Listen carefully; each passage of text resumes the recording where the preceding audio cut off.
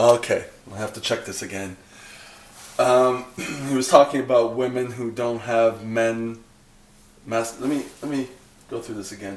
I was just saying that I think the guy I'm dating now, Victor in LA. If we're dating, we're not dating per se. We're talking.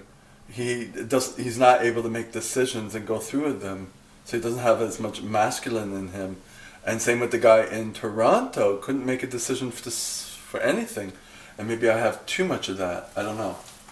That's what he was talking about just now, and it was like, whoa. Ability to be masculine and do typically forward-moving things, assertive things, yang energy things to assert themselves. You might have a woman who can't say no. You might have a woman who can't make a decision, choose an objective, and then take consistent actions, just go for it. Exactly. Without being pulled off left and right. You might have a Exactly. woman who's very indecisive, can't choose an objective, can't work towards that objective, and as soon as anything else comes along, her attention is just pulled away. Very dependent, not so independent. This is where there's no balance. Well, that's a little bit of me. I don't know. So, fundamentally, Let me see this again. a woman who can't make a decision, choose an objective, and then take consistent actions, just go for it without being pulled off left and right. You might have a woman who's very indecisive, can't choose an objective, can't work towards that objective, and as soon as anything else comes along, her attention is just pulled away. Very dependent, not so independent. This is where there's no balance. I think that's a bit of me. I don't know if I could have all of that, but I'm a little, like, to move to LA, I'm a little bit dependent on someone, and I shouldn't be. This is kind of what I'm struggling with, but it's a big issue. Maybe it's because it's a big issue, I don't know. Or maybe that's where I'm at. I'm able to do decisions and work towards things, but I can't focus and I get kind of sideswiped. So maybe that's where I'm at in terms of needing more masculinity. I don't know. Let's see. So, fundamentally, boy or girl, you're not got a well-rounded individual. Let's just say that. Who's not been individuated. So, in the case of the gentleman asking this question, how could you be individuated when your parents didn't give you the space to individuate? And we're just focusing on your mum. Pavlovian conditioning. Crazy Russian scientist, every time he rings the bell, he feeds the dog, he rings the bell, he feeds the dog, he rings the bell. Even when there's no food, the dog drools because the dog's brain goes, oh, a bell is ringing, it is time to eat now. I shall now produce saliva. In the same way, your mother in that environment is giving you Pavlovian conditioning. Every time you try and assert yourself and move forward, you get punished with guilt and shame. And you go, well, guilt and shame, that's it's not like having acid. I think that my problem with living with people, because I live alone, and this is why I left at 27, because I didn't want this to happen. Maybe I just realized. I would always blame my mother, sometimes my father, but mostly my mother for something I couldn't find or something that they didn't remind me of something. And then I said, fuck it, I need to take responsibility for myself. So I went out and did it. And that, I feel that coming up each time, like, if I talk with Victor and I say, you know, okay, his eating habits are terrible. He's on, he's trying to do this paleo ketosis type diet and he's eating sausages and chicken wings.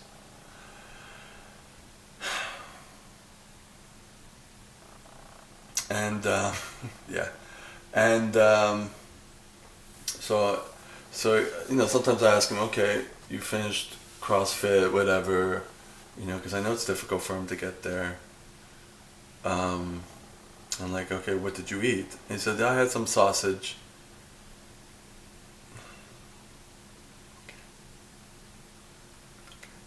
Yeah.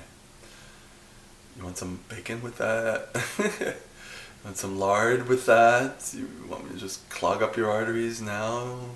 By the time you're 45, you'll have your first heart attack, but you don't think you're going to have a heart attack.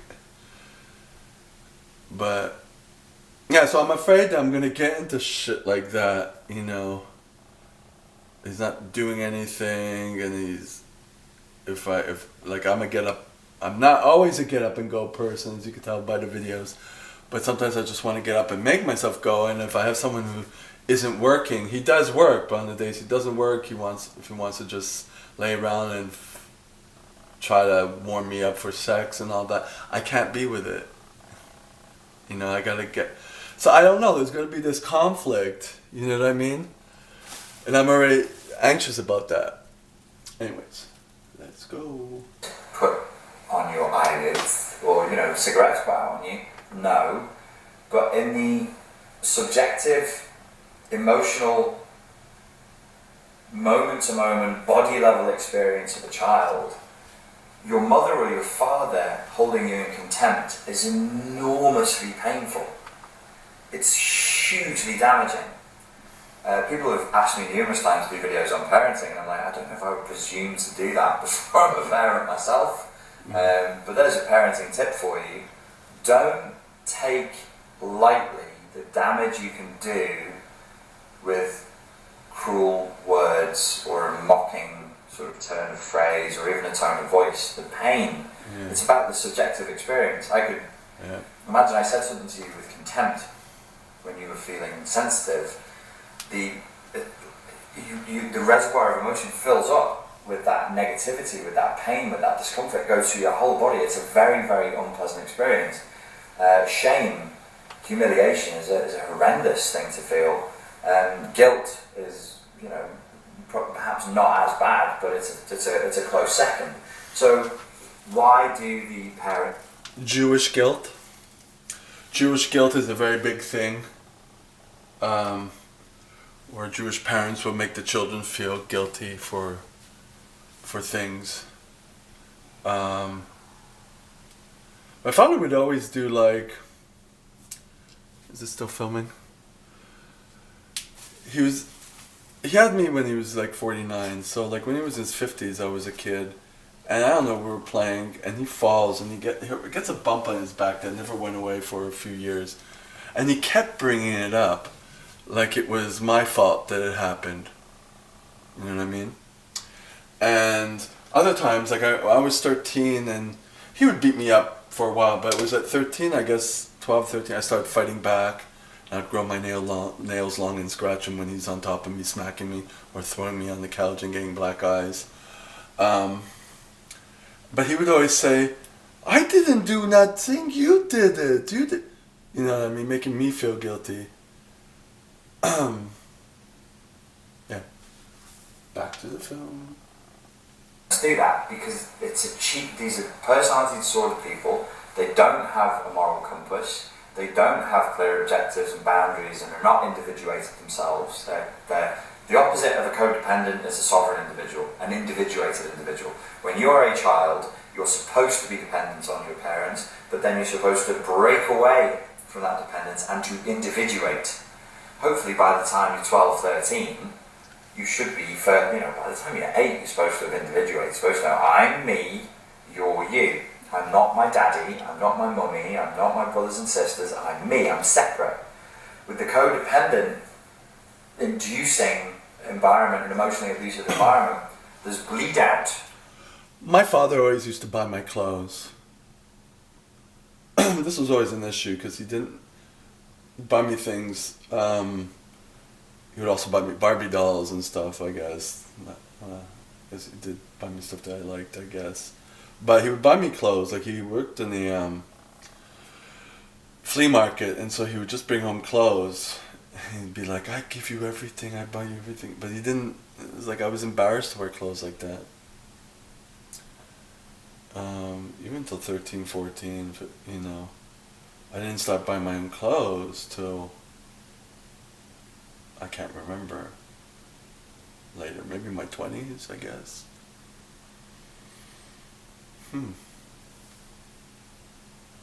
Of emotion, where you're now responsible for how your dad feels, because he's guilt tripping you all the time, because, you know, he never really wanted you, your mum pressured him into it, and then when you were 2 he lost his job at the factory, so now he's under pressure to make money for a child that he never really even wanted in the first place, and you feel that, it burns. You can't give it words, you can't verbalise it, you're 4.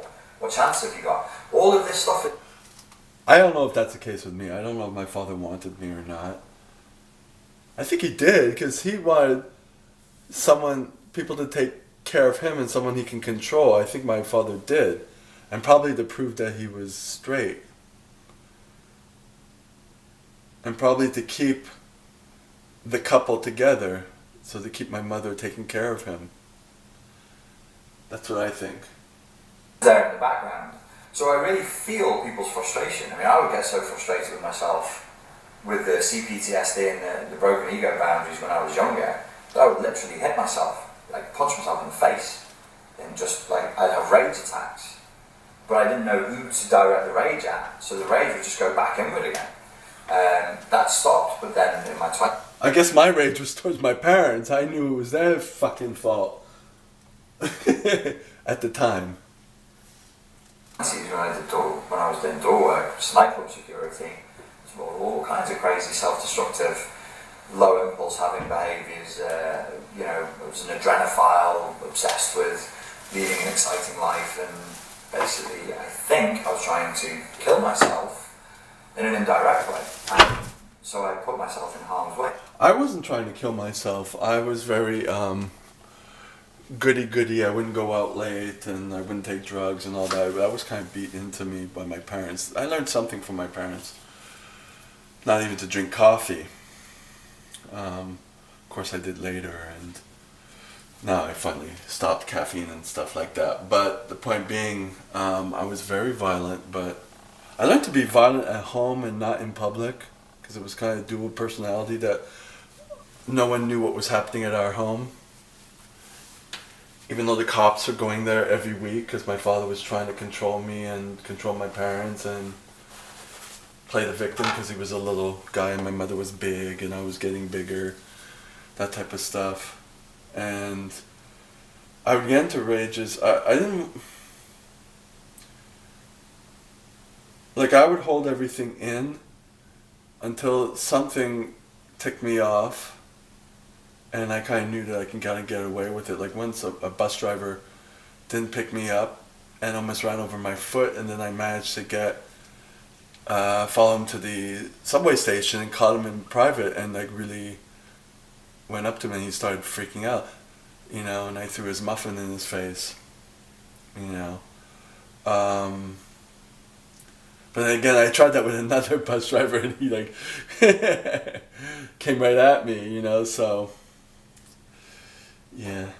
Anyways. Several times and very nearly succeeded. Before that, I wanted to join the army, and when I wanted to join the army, I wanted to go straight to the parachute regiment. I mean, it was, I think there was a strong drive there to self-destruct. Out of spite, out of a rage that I couldn't explain, couldn't describe. I was watching a Pia Melody video about codependency. I don't know if I want, like I say that again, I don't think I wanted to self-destruct. I wanted to die, I knew that. I was very depressed, didn't know what I was going to do with my life. But I was trying different things. I think the thing with me is that I was getting bullied in school and everything. Well, yeah. Not all the time, but there were different situations. But I remember once in school, there's one guy, high school, was bugging me for a while, and then finally, we just had at it, But anyways, it's all, I don't know. I highly recommend her videos. They're free on YouTube, they're great. One of the things that really stood out for me from the Pia Melody video, Ravi, is, I might have said this to you when we met up in London, is... what video? He never really even wanted in the first place, and you Sorry, feel I'm rewinding. burns. You can't give it words, you can't verbalise it, you fall. What chance have you got? All of this stuff is there in the background. So I really feel people's frustration. I mean, I would get so frustrated with myself with the CPTSD and the broken ego boundaries when I was younger, that I would literally hit myself, like punch myself in the face, and just like, I'd have rage attacks. But I didn't know who to direct the rage at, so the rage would just go back inward again. That nightclub security, all kinds of crazy self-destructive, low impulse having behaviours. I was an adrenophile, obsessed with leading an exciting life, and basically I think I was trying to kill myself in an indirect way. And so I put myself in harm's way several times and very nearly succeeded. Before that, I wanted to join the army, and when I wanted to join the army, I wanted to go straight to the parachute regiment. I mean, it was, I think there was a strong drive there to self-destruct. Out of spite, out of a rage that I couldn't explain, couldn't describe. I was watching a Pia Melody video about codependency. I highly recommend her videos. They're free on YouTube. Pia Melody? One of the things that really stood out for me from the Pia Melody video, Ravi, is I might have said this to you when we Pia Melody? In London, is the emotionally abusive environment that codependents live in make them allergic to their own emotions, and that's what you're describing here as being allergic to your own feelings. Why can't you assert yourself? Why can't you be a man? Well, because your mother and your father punished you for that when you were growing up. So the motherboard of the computer, that before you even got into the software, was smashed up because they didn't want a man. They didn't want an individuated man in the house, young man in the house who was challenging them and thinking for himself and maybe would question their weirdness and their hypocrisy and their nonsense. They wanted somebody who was subservient. Yeah, I think so for me too. I was very spoiled when I was a kid, and it was just to kind of get me to kind of be obedient. I remember at 16 when I tried to individuate myself. I was doing gymnastics at the local local community center. It was with girls because there were no guys there, and I wanted to go further, but I was only stuck to my local community. And I was doing swimming too, and my father was like, do swimming, it's safer, you know what I mean? And I finally, at 16, I finally started breaking out, and I took a bus to another borough or town, which was close by. But when you're 16, it was like far, you know? I guess that's why I like to stay the little areas and then branch out, because of childhood. I was always stuck in a little area. But I went to a trampoline club. Trampoline, and because trampoline's in the Olympics now, and they have double mini trampolines and tumbling, different types of gymnastic type things, but it's not gymnastics, it's separate. There's trampoline and double mini trampoline. I think that's Olympic, I don't know, but trampoline is tumbling while it's in gymnastics. But this is separate. So, at any rate, practicing, I had ripped my ankle apart, like literally, or some people say literally, doing a Barani, which is like an aerial cartwheel, landing on a big foam mattress. Just something I would always do, but at the end, and it's like this, like 3 feet high, and my ankle twisting because I was right at the end, and landing on the floor, so it's like it completely ripped off. It's called an avulsion fracture, where the ligament kind of ripped off the bone. Yeah, so then my father came to rescue me, and he's like, you should not do that anymore. That's very dangerous and stuff. And so I stopped doing it, and I was really resentful for it. Yeah. I'm going to stop here because I get the gist of it. Sometimes I don't always listen to these long videos. I might go back to it another time on my own. Sometimes I went through one of Richard's, the full video, but sometimes I usually stop them. If you feel I should go through the whole thing, let me know, but I kind of get the gist. This was kind of a revelation for me.